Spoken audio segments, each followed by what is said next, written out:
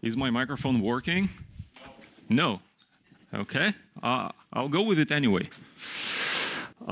So yeah, thanks for having me here. I'm really happy to be here with you in Zurich. And thanks for coming to listen to me and to Ivan. I've been to the committee meeting last month in Tokyo, and we did some progress on C++26. And I've been away from committee work for quite some time, so I was mostly listening and catching up. And today I'm going to be talking about what's waiting for us in C++26. I won't be able to cover everything, and I'm not even sure I'll be able to go through all of my slides, but we'll see. So, on the last committee meeting, actually not much was done. We were mostly discussing the big features, but the things that were merged, I think the most important one that was merged into the standard is that uninitialized reads are no longer undefined behavior. And this is a very important and major step for C++, because as you know, C++ is not really favored by the governments these days, because they're saying that your language has security issues, so we recommend to stay away from it. The committee listened, and a couple years down the line, they're like, yeah, we're going to fix this one small thing. But this opens up new opportunities, actually, because once you have the concept of erroneous behavior in the standard, then you can use it elsewhere, not just for the uninitialized reads. And to put it into a more specific terms, the problem before with undefined behavior was, if you have uninitialized reads in your code, then the compiler is free to assume that this never happens, and if it does, then I can do whatever. I can time travel and do all kinds of scary things that you, as a normal engineer, not a compiler engineer, would never expect. So, you have undefined behavior in your code, it's free to behave as it wants to, not as you want it to. With erroneous behavior, the read is there and it reads something, and that's it. So, other important things, the policy discussion started, and policies are policies, basically. That's the unifying rules about how things are done in the standard. And the first policy that was accepted is that in the standard, we don't use no discard. No discard is up to the implementers, because implementers usually know better. This means less committee time spent on discussing where to put no discards and more committee time spent on what's actually important. And then the no except policy discussion was also started. And this one is actually very interesting, because no except is a very questionable feature. Because as you know, if you threw an exception from a no except function, that's std terminate. Your program is dead. So when you're putting no except to your functions, you got to really think twice. And there were real bugs in production code in mission critical systems that were terminating because of no except. So the question with no except then is, how do we use it in the standard? Do we put it on everywhere where we think there won't be any exception? Or do we put it very sparingly in the places where it actually affects the runtime? For example, in std vector, it is important for the complexity of the code that you're running that the move constructors of the elements are no except, because it triggers different code paths inside the vector implementation. So there, no except is important, and it affects the efficiency of the code that you're running. In a lot of other places, that's just mostly a foot gun that's waiting, to shoot you in the foot. One more thing that got merged was adding strings and string views, and why it wasn't there in the first place, I don't know. I'm suffering every time I'm trying to write something like this in my code and it doesn't compile, and I'm like, why? Just why? For the love of God, why did we standardize this? And then a lot of some pretty minor stuff was added into the standard, like deleted functions have a reason now, and it is reported by the compiler as an error message for you, for the user. So as you see, this one is important. This one is important for the committee, not really important for the end users, and everything else is very minor. And a reminder for what's already in C++26, we got function ref and copyable function. You guys familiar with the move only function, right? I see no hands. Okay, 2 people know what move only function is. Who here knows what's the problem with stud function as it is? I see 1 hand. Okay, so this is gonna be a long talk, and probably the last 10 slides won't fit into my time slot. I think we need to talk this through. So the problem with stud function is that while the function call operator in stud function is const, you can put a non-const callable into it. So stud function doesn't guarantee you const correctness. That's the problem with stud function as it was designed. And then you cannot also put move-only functors into stud function. So what people did, they came up with 3 more function wrappers that respect const correctness and pretty much cover all the use cases that you need. It's move-only function that was standardized in C++23, function ref, and copyable function. And they are convertible to each other if you can convert. Like you cannot convert you can convert copyable function to move-only function, but not that way around. So now we have all the function types, all the type erasing function wrappers that we need. We have pack indexing. Does this make sense to you? This is, yeah, I see 1 hand. In C++, there are variable argument templates, and the problem there was you really needed to jump through hoops to use it properly. And now you can just index into a pack with the very simple syntax. And like, I'm writing a lot of generic code. For me, this is saving a lot of code for me. Like, some things I can just write with square brackets and it will work. Then they have standardized that this underscore identifier is essentially a placeholder. For example, in structured bindings, when you don't need the value, you use this placeholder, and if it's unused, the compiler won't issue a warning. And you can even use it again in another structured binding in the same scope, and this is not an error, because you're essentially saying, okay, I don't care about this value. Then this is actually a very big feature that I'm not competent enough to talk about.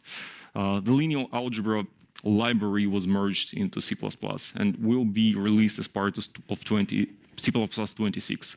And RCU hazard pointers were merged, small functions to detect if you're running under a debugger, and some other pretty minor stuff.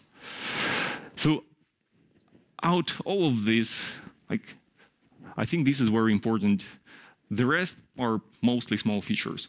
So as you can see, it's year 2024. We have 3 more meetings to actually merge features into C++26, and not much is done.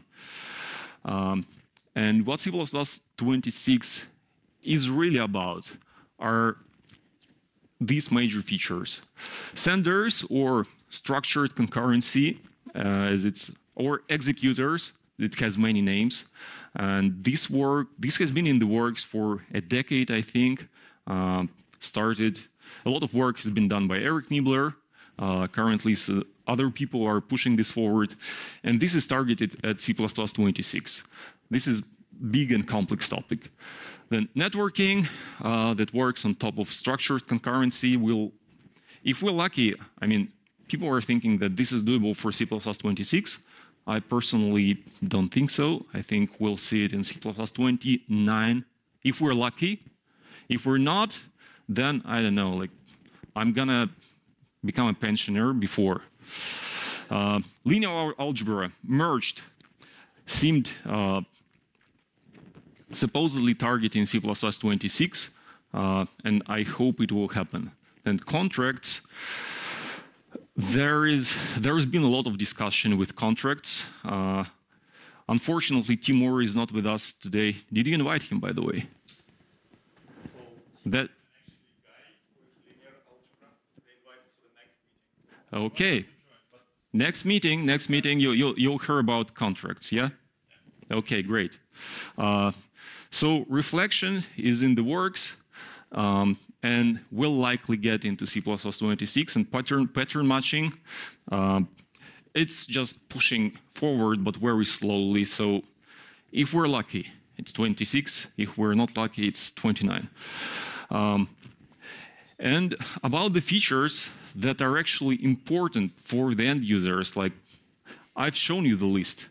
And unlike this quote is real.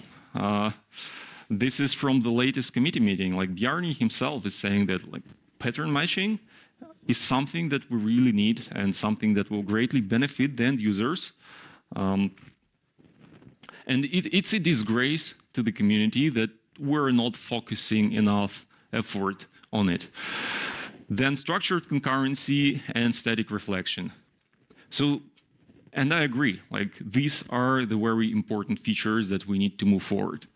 So in this talk, I'm gonna be talking about pattern matching in the form that it is in right now. If we have enough time, I also show you a bit of reflection and how it's done in the proposal right now, and it's gonna be all code. So I've read the proposal, I was on the discussions of this proposal, so you don't have to. On the previous slide, Bjarni was also talking about structured concurrency. This is a very big topic, and like, I was thinking about squeezing this in, no chance. Need another hour at least to get a basic understanding. It's like a complex, really big topic, so not today. Okay, so pattern matching. By the way, you guys can raise your hand anytime and ask a question, and there was a cube here that I was supposed to throw at you. Yes. It's supposed to work like this? Okay, and you talk into it. Hi, so just on this previous slide, I understand it's very funny that C++ was a mistake, but actually why? So do we know the reasoning behind that quote? It's fake. It's fake? It's fake. Okay, cool. That's a fake quote. Because like I typed into Google Bjarni Strostrup quotes, and this was image number 6 or 7, I think. Like, don't get me wrong, this picture is here because sometimes I'm very salty about C++. It's a love-hate relationship. And I would bet Bjarni at this point have like something more or less the same. It's when something you have created has grown way beyond your control into something that you're not exactly happy about. So I would say like he never said that, but some people kind of extrapolated.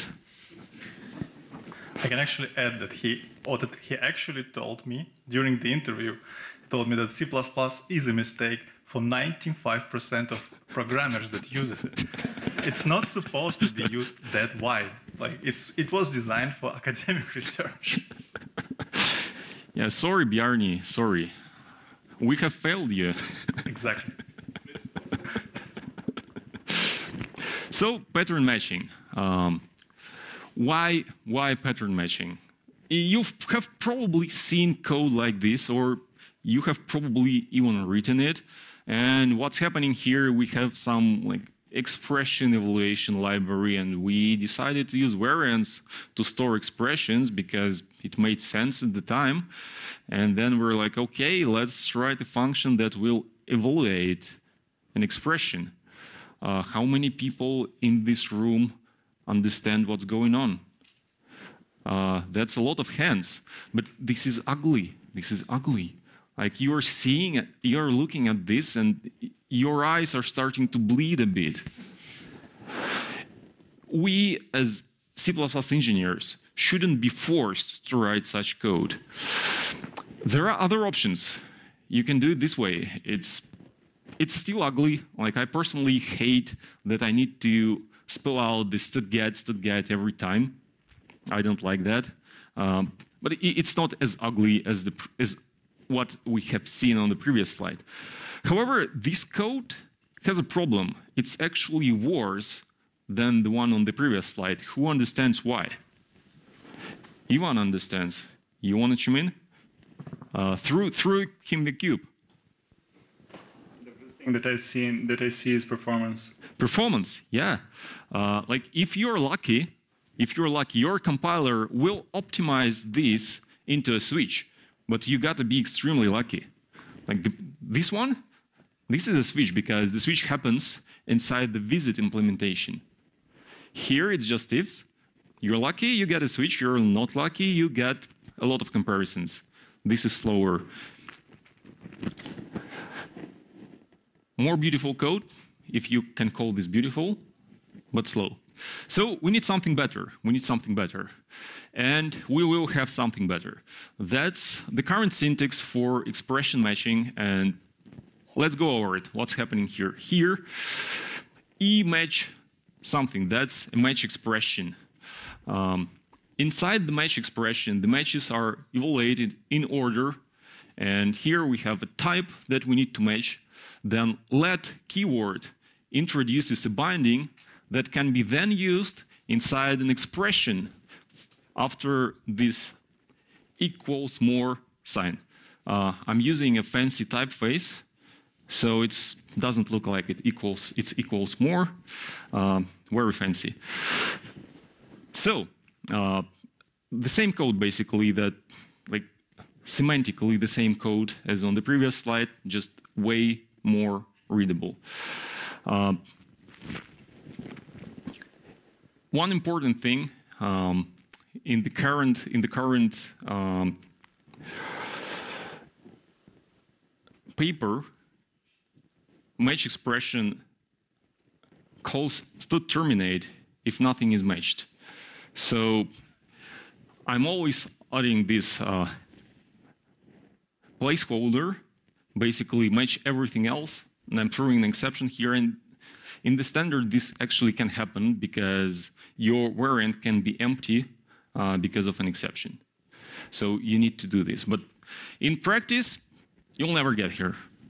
In practice, you'll never get here. So let's see. OK, we can do this with a variant. What else can we do? We can do the same with std_any, actually. And I'm going to switch between the slides. And you'll see that the code is almost the same. Like the only difference is that on the previous slide, we were storing pointers in L and R inside the mul node and add node structs. I'm not putting the full struct definition here. You can do this in your head. Because std_any essentially stores a pointer inside. There is no dereference here, but the code is the same. And this is really, really good because this is how C++ should be. You just write code, and it doesn't matter how your data is laid out.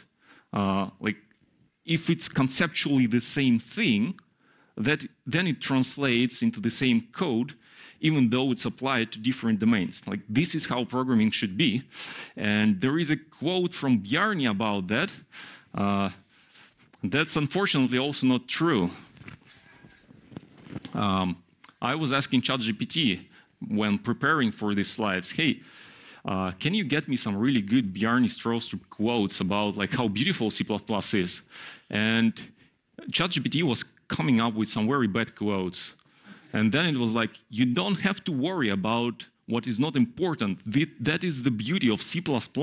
It lets you concentrate on what you consider important. I'm like, yes, this is the quote that I need. Only like I couldn't find it anywhere. So unfortunately, Bjarni never said that because this is not true. But we're getting there. Like pattern matching gets standardized, we're getting there. I sincerely hope that one day he'll be able to say this. So, what else can we do? A question through the cube. Yeah, so this might be a very dumb question, but I still risk it. So if we go back to the variant example, then why can't we handle unmatched cases as a compile time error instead of std terminate? Like, is there anything that conceptually is preventing it, or?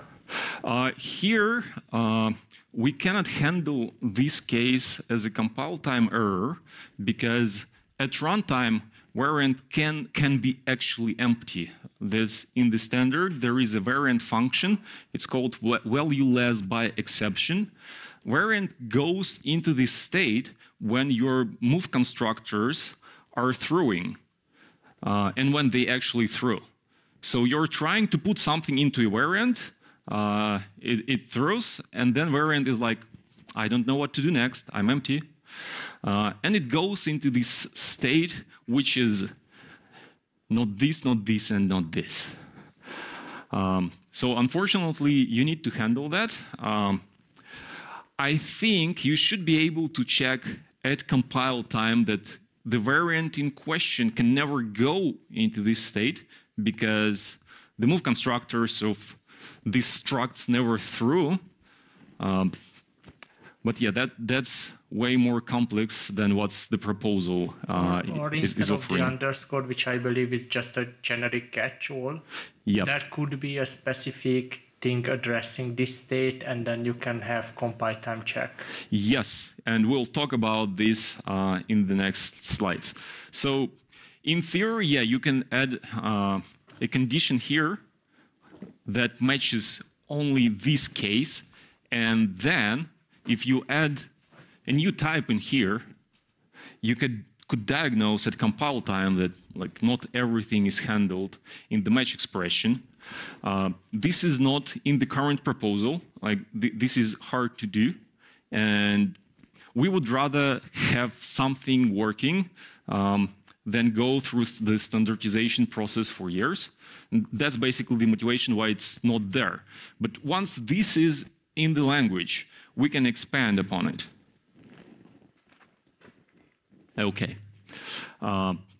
So the same thing can be done with polymorphic classes. Like you say, you have a base class. Right here, I only have a virtual destructor, but you can add some other things. And let's say your evaluate isn't really a method of destruct. Why? I don't know why. You want it to do it this way. So same code.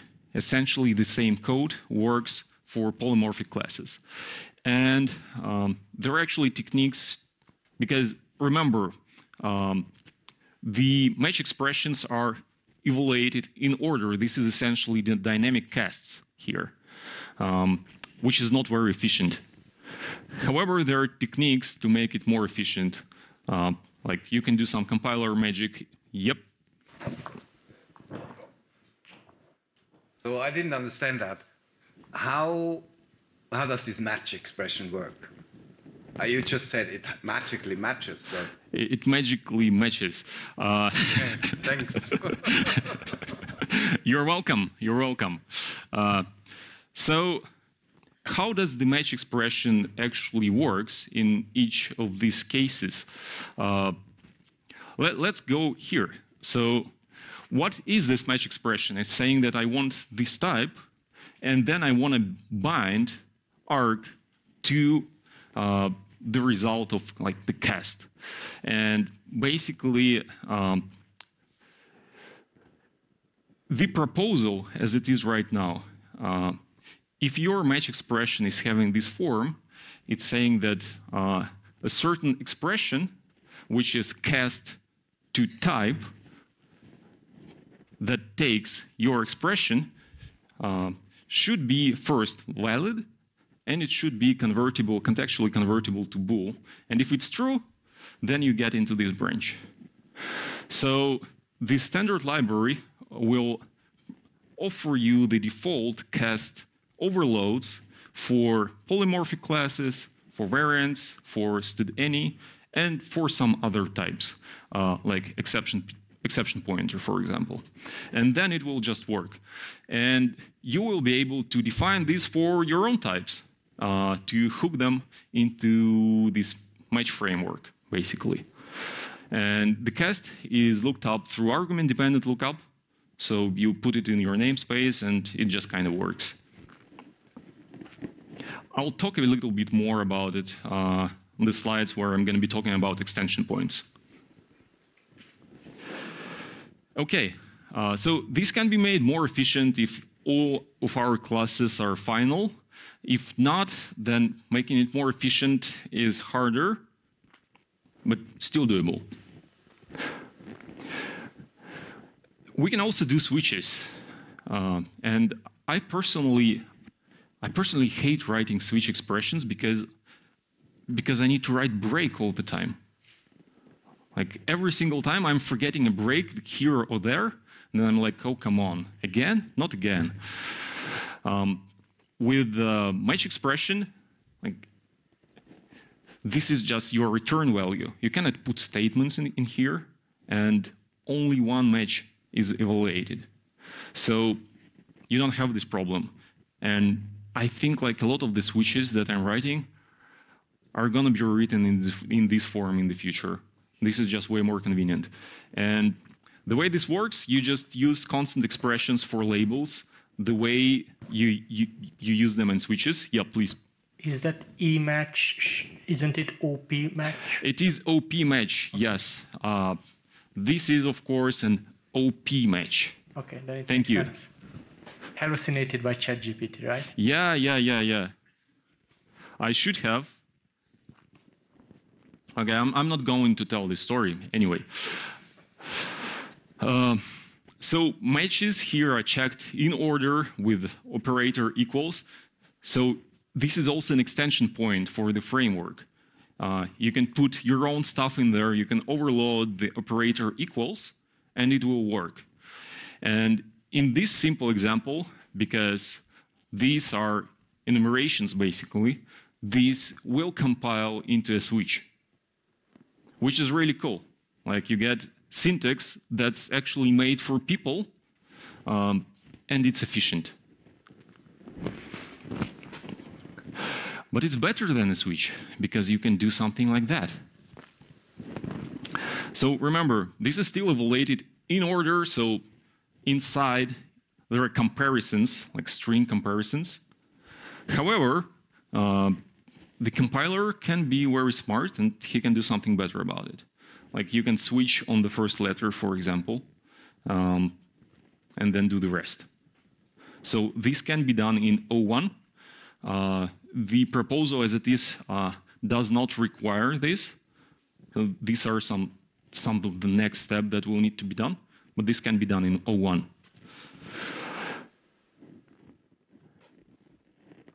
And we also can match tuple-like objects, so you can do structured bindings, and this is a little bit more complex than all of the previous examples. Let me walk you through it.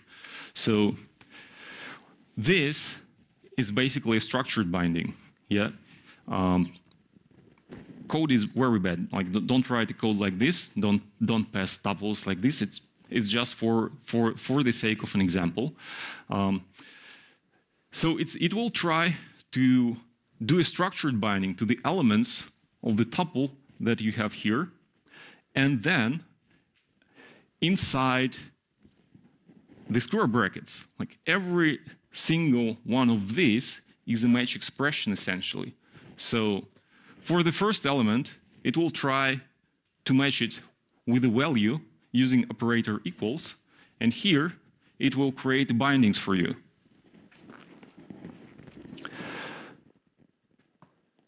This, by the way, shows why this let keyword is required, because if you are saying let something, then it's binding. If you are not saying let something, then it's a constant expression which it needs to match to the value with operator equals. So let introduce binding, but this just matches. Yes, question please. So can I put like add and then 0, 0, and it will be a special case? Yes. And you can special case this.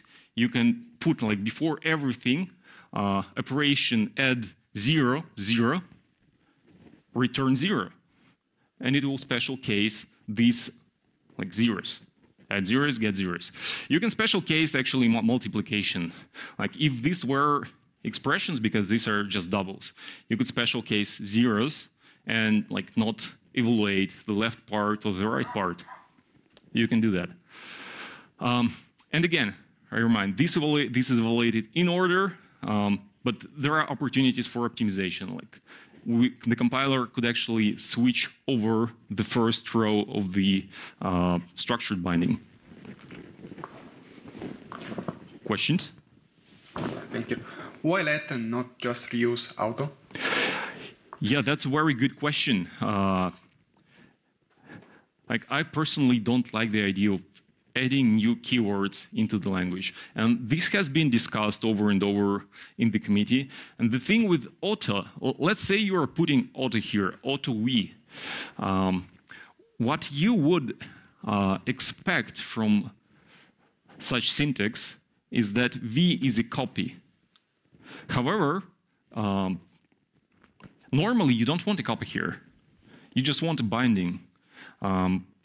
So you will need to write actually auto and I don't know, and we, yeah, to create an universal reference. And the concern in the committee has been that first, this makes it impossible to bind. Well, first, this is harder to teach, yeah,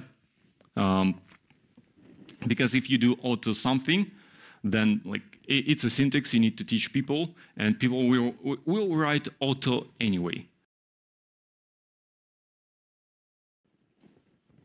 Does this answer the question? Okay. But this was discussed over and over, okay? Okay. And this also works for structured binding, so it doesn't have to be a tuple. And as Sergey has pointed out, yeah, you can put zeros, like all zeros. Okay. Excuse me. Yep. Can we just use let without naming the binding as we can do with function parameters? Yeah, I don't think you can do that. You cannot. You need to name. Why not? Why not? That's a good question that I don't really have an answer for. Like, we can discuss this after the talk. I can take another look at the proposal. I think in its current form you cannot do that, but I cannot answer your question right now as to why. Okay. Then, what's really cool about that is that pattern matches are composable. So you can match type, you can decompose then what's inside into a structured binding, and these can be zeros. You can also do crazy stuff like this. And by the way, I'm really missing something like this in C++ because you can do structured binding, but you cannot do a structured binding inside the structured binding. Like your function returns a pair of pairs. You cannot properly decompose it into its components as it is right now. So it's possible here, which means it will be possible in the structured binding soon. And same here. Like you see, you can match and use it the way you want to. Like everything is replaceable and composable.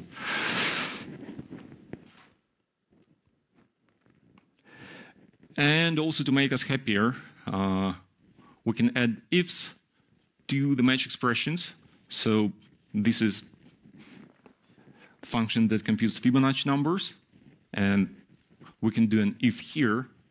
And since this is evaluated in order, these two are not the same match expression yet.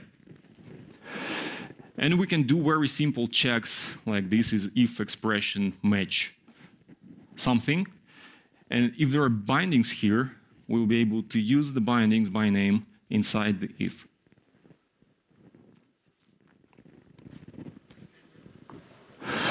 Now, returning to the question about, okay, yeah. Hey, can you do two-level matching, like have a matching site? Match inside a match. Yeah. Yes, you can. Like you can do switch inside a switch. Yeah. So you can do a match inside a match. Yeah. Here, you can do another match. Open the brackets and return what you want to. This will parse.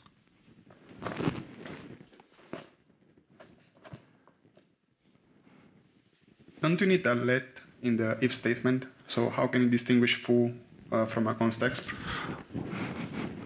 Maybe I forgot a let here. Thank you for pointing this out. I should have a let here. So, like, this proposal doesn't have a working compiler. So I'm kind of like, I am the compiler and I'm very bad at it. So I wrote this code like, probably this should work like this. Yeah, we will need a let here. Thank you. So extension points. As I said, the operator equals is basically the extension point for matching against constant expressions. Then there is the tuple protocol for accessing tuple-like types. That's tuple size, tuple element, and get, which is looked up through argument-dependent lookup. Then there is the variant protocol. That's like, we'll discuss it a little bit more, but the variant protocol is variant size, variant alternative, and index and get, which are looked up through argument-dependent lookup. If you don't know, index returns the current index inside the variant, and get returns basically the value by index. And then there is the cast protocol for std_any and like dynamic typing. And the idea here is that the standard library will provide cast overloads for any, for exception PTR, and for polymorphic types. And you could provide your own overloads for, I don't know, you're using Qt and you have Q variant. You can do an overload for cast, and then you'll be able to use Q variant inside match expressions, which I think is really cool.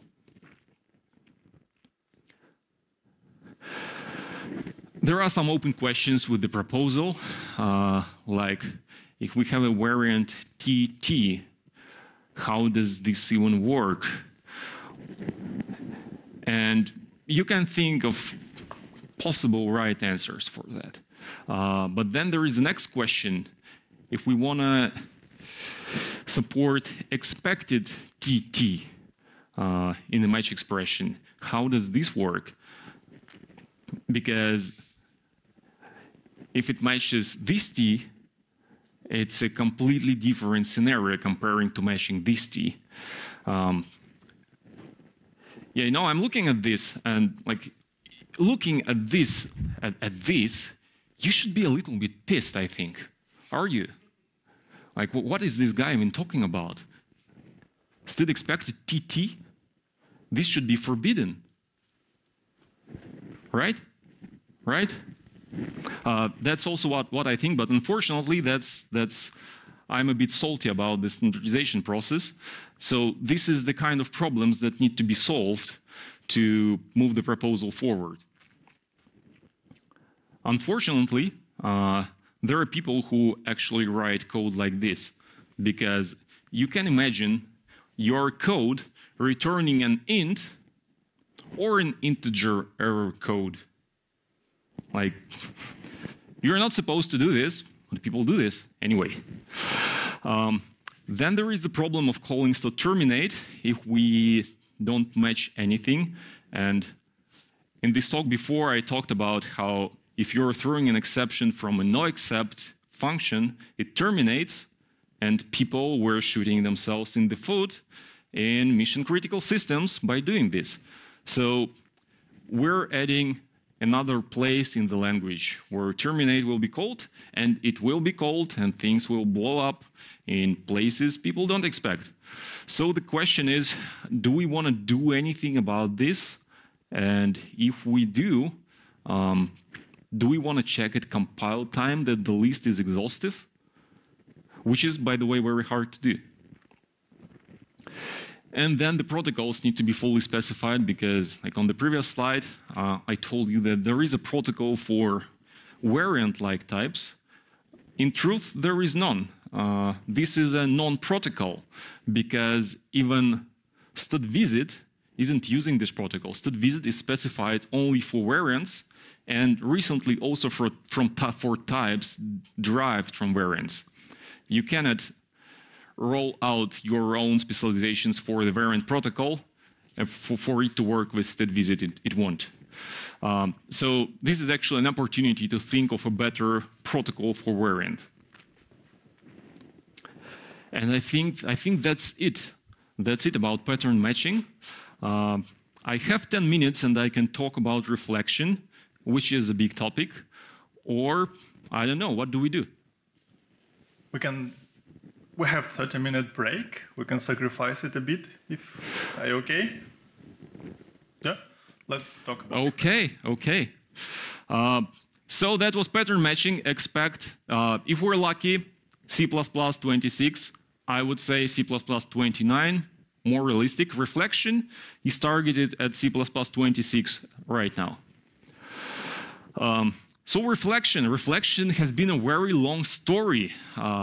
It started in the days where we had type lists and template metaprogramming and nothing else. We didn't have constexpr, it was C++ 03.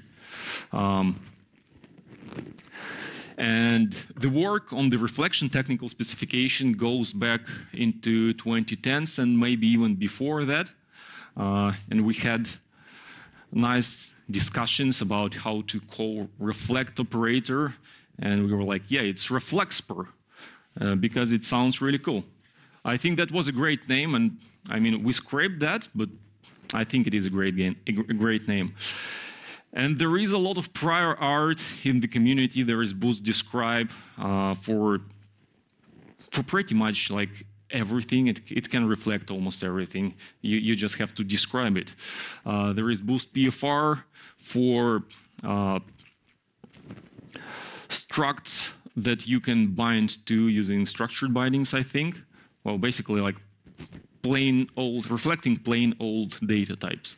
There is REFL CPP, which is a full-fledged reflection framework on constexpr, and I think there is a lot of other frameworks. I would bet you have something like that in Google. Do you? I have MagicGet. You have MagicGet? Well, Boost PFR is MagicGet, essentially. So I would bet you have something like that in Google, and every major C++ code base has something like that. The current design has settled on const_eval functions, and C++ actually didn't have this for a very long time. Const_eval is C++ 20, and only in C++ 20 we got constexpr vector. Before that, we didn't have variable size containers in constexpr contexts. So some of the APIs that are in this proposal were just not possible. Okay, some very simple example. So here, the prefix caret operator is the reflection operator. So you can reflect a type and get an object of std_meta_info. Std_meta_info is basically an APEG handle for reflection.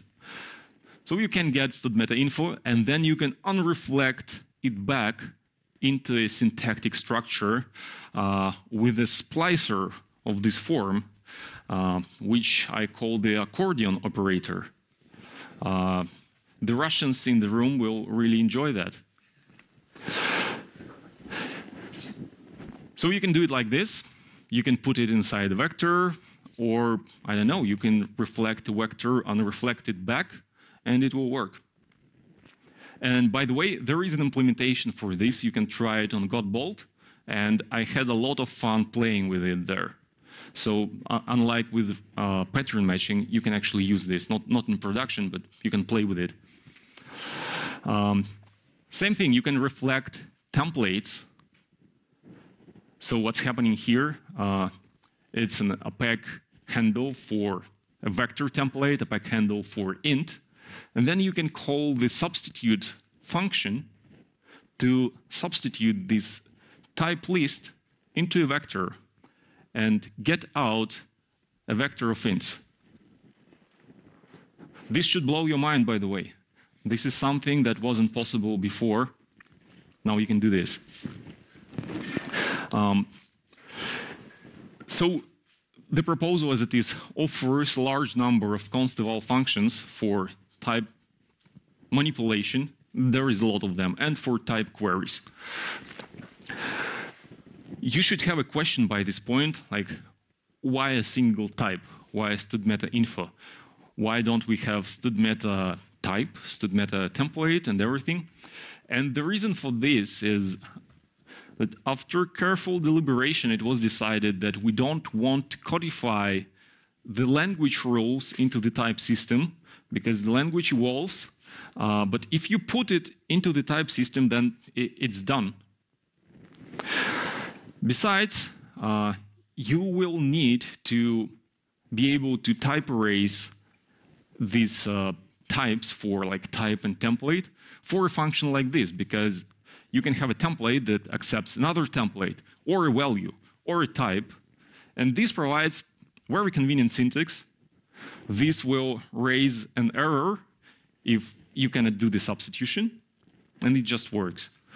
So, single descriptor for everything. Okay, let's see at some more interesting examples. So here we have a struct, and with reflection, we can access its members by name.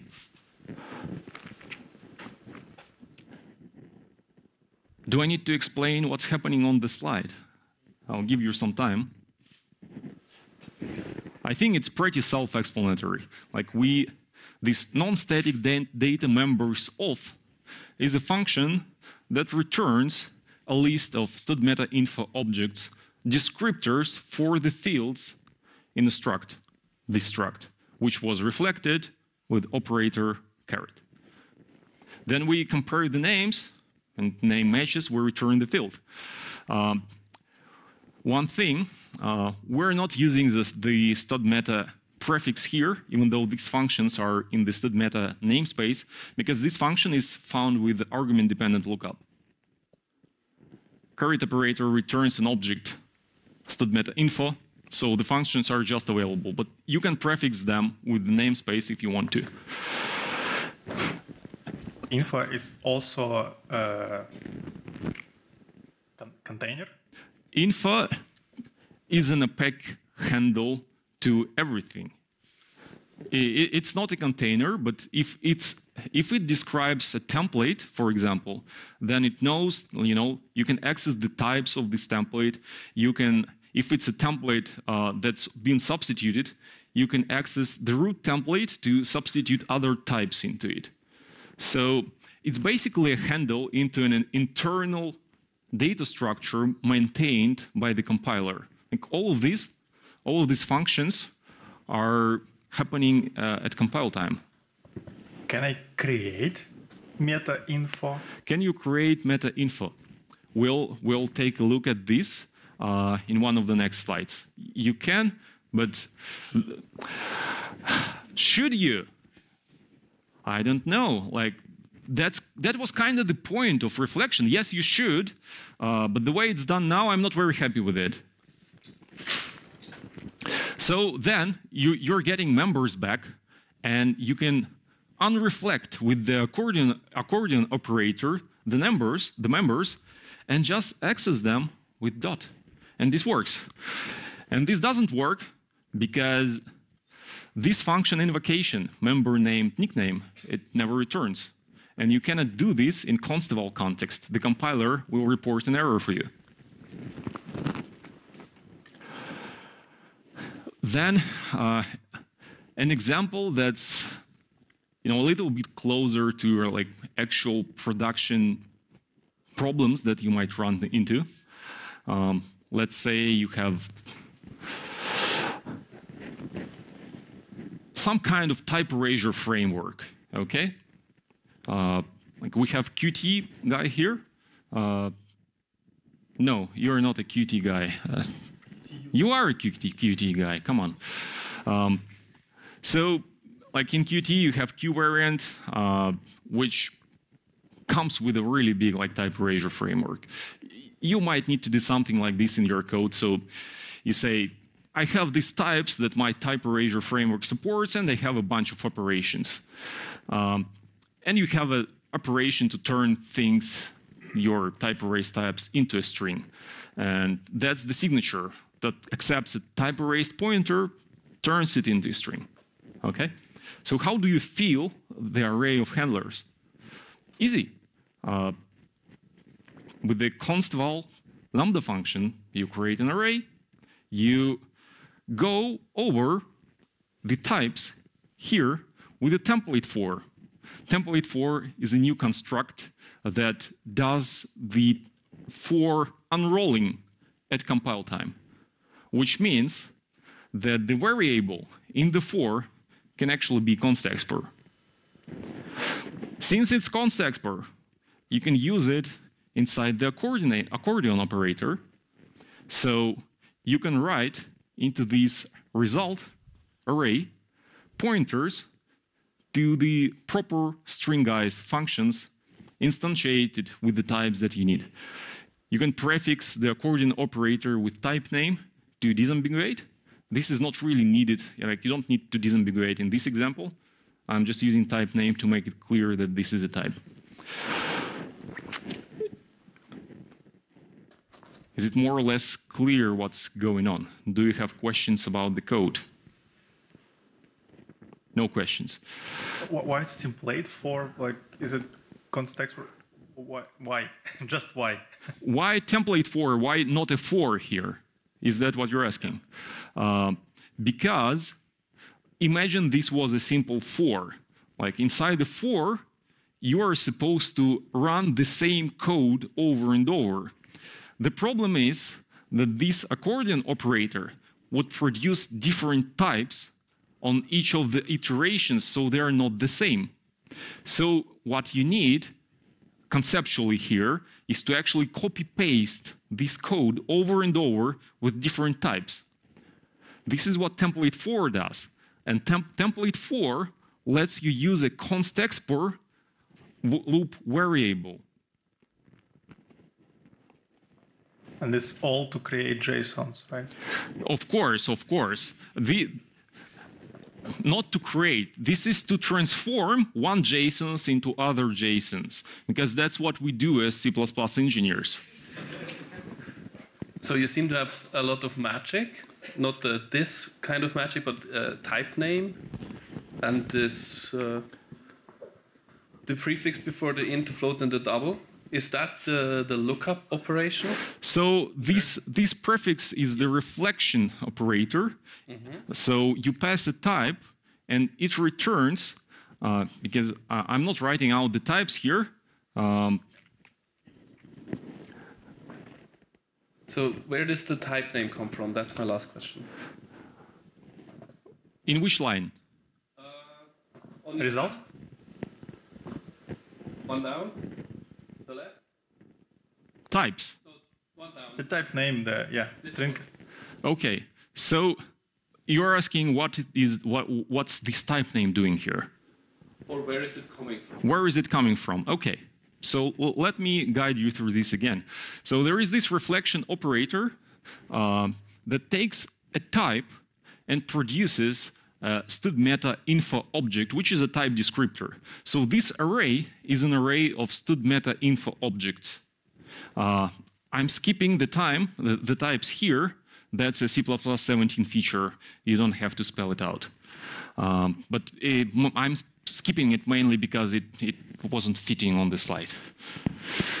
Okay, so we have this array of studmeta info type descriptors. So we're iterating over it. And E is a type descriptor. So when you apply an accordion operator to a type descriptor, you get a syntactic construction back, which is like C++ type. So the first time you iterate over this, you get an int back. So this turns into stringized int. The second time, on the second iteration, you get float back here. And then you get a double back here. So what this gives you is being able to iterate over type lists using sane C++, well, template 4 isn't really sane C++ syntax, but like sane C++ syntax. Unlike before, where your only option would have been macro magic, which is very hard to debug once you have errors in it, or type lists, which are a little bit easier to debug, but which are very hard to write. And if you have an error there, then prepare and brace yourself to look through like megabytes of errors from your compiler. So this is better. I'm not saying this is, well, this is easier. This is actually easier. Once you get like the hang of it, this is easier to write than all of these options. Okay. You have something like this in your code base. You cannot not have something like this. Everyone has something like this. Turning enums into strings. Very simple code. The same template 4, same thing, compare values, return string. Should be self-explanatory, right? And like you don't need any magic. Now it's built in. Or string to enum. Same thing, same template 4, it's unrolled into a sequence of comparisons. We can actually do better than that. Anyone here familiar with the Frozen library? No. Anyone? One person, I see one hand. So Frozen library is a library of const expr containers, including unordered map, and I think they have a vector, I don't remember. But the point is you can create unordered maps, which are like perfect hashes at compile time, and then use them at runtime, and that's guaranteed O1 for all your lookups. So you can actually do the mapping from string to enum using the Frozen library, and all you need to do is to generate an array of pairs, like string value pairs. And this is what this code is doing. So we get the size, we prepare the resulting array, we fill it up. By the way, what's interesting here is that we don't need a template 4 here, because the types here are all the same on all iterations. So template 4 is not needed. You don't need for this E to be a const expr. You're not using the accordion operator. And then we just return it, pass it into a make unordered map. You have a mapping from a string into an enum value that's prepared for you at compile time that works in O1. All in C++. Question?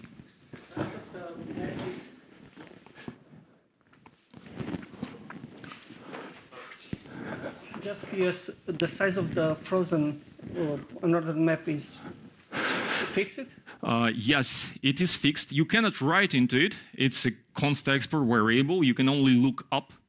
I believe Frozen for small arrays, it pre-allocates like 16 elements, and then it's like twice the size of the array that you're passing in, something like that. You can actually like read the implementation and read the paper on which Frozen was based. It's very interesting. The way they did guaranteed perfect hashes, because it's not an easy problem. You cannot just, endlessly try to construct a perfect hash table. Just doesn't work like that. Okay, some more very interesting code. Has anyone tried reading the standard tuple header? You are not masochists in this room. You are. Okay. We had a talk for like implementing your own tuples. Or, Oh, it goes deeper than that. Okay, okay. I would personally not recommend. It's bad. With reflection, things are getting easier, like way easier. And you were asking about generating your own types. Look here. So yeah, take some time to take this in, because now this is magic, and I'm personally not very happy with the way this is done. But let's look at what's going on here. So inside the tuple, we forward declare struct for the tuple storage. Then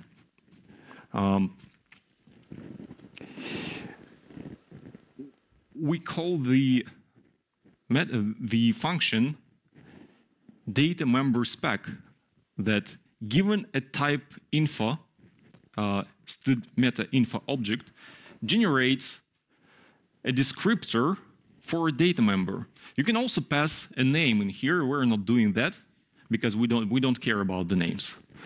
Then this is expanded with this operator for all of our arguments.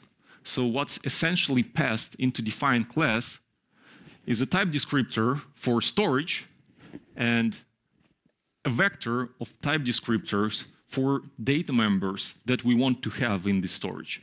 And then define class function just puts this class into the internal compiler data structures so that it's there now. And it's accessible as struct storage. So compiler state is directly mutable from your C++ code with reflection like this. We define the class, that's the data member, then we just use it.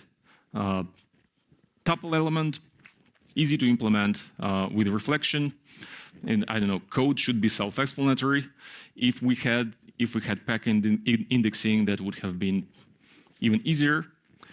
Then std_get is also very easy because you have a function, well, you have the facilities for iterating over non-static data members of a type.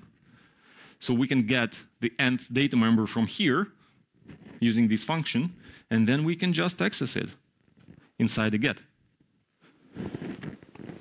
That's like a tuple in one screen of code, almost.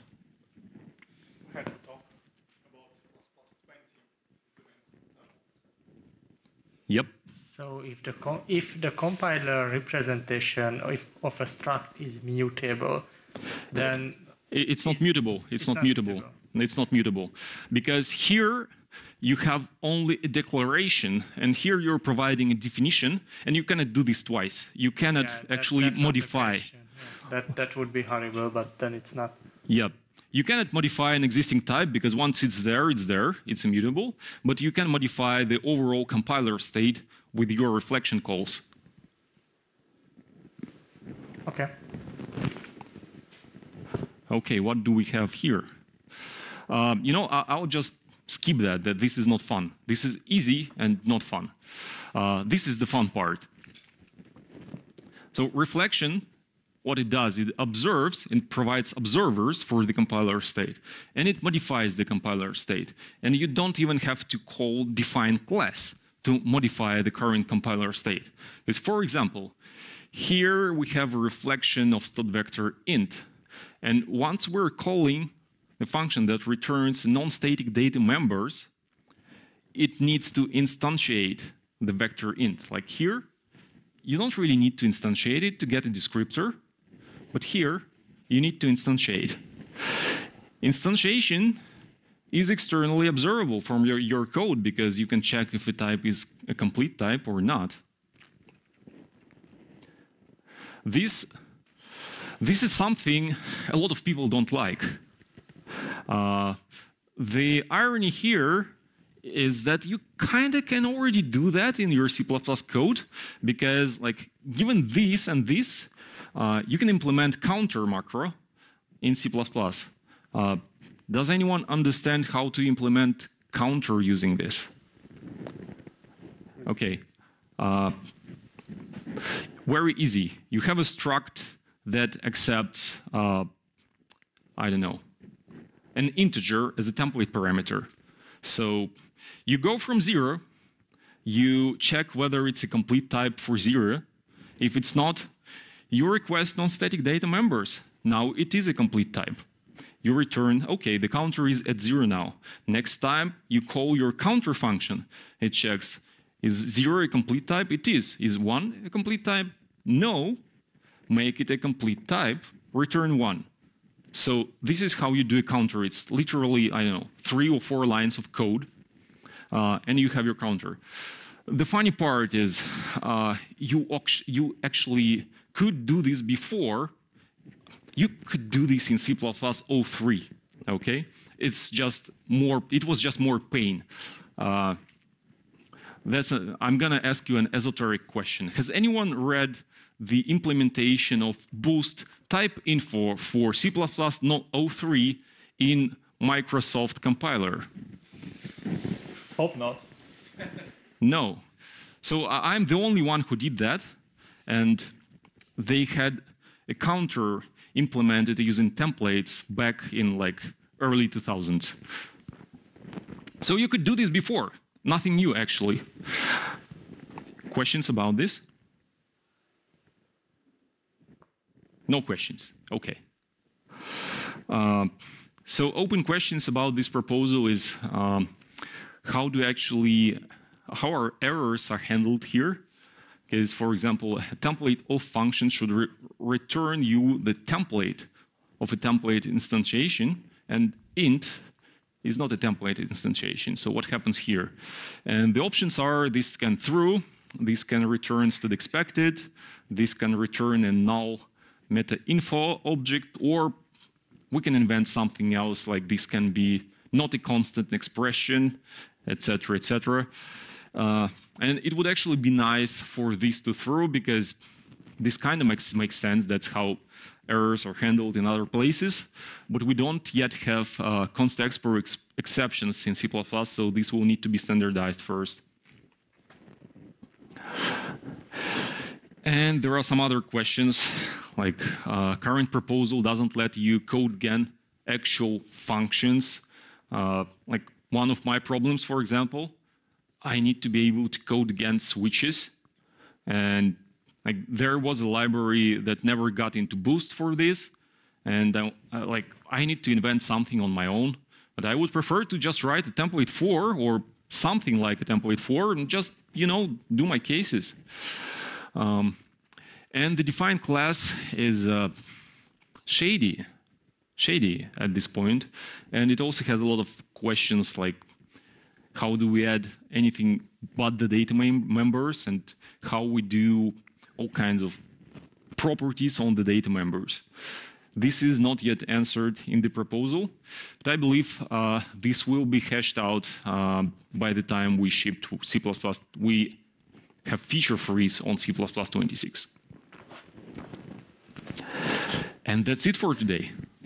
Thanks for having me, and thank you for listening to me for 1 hour, 15 minutes.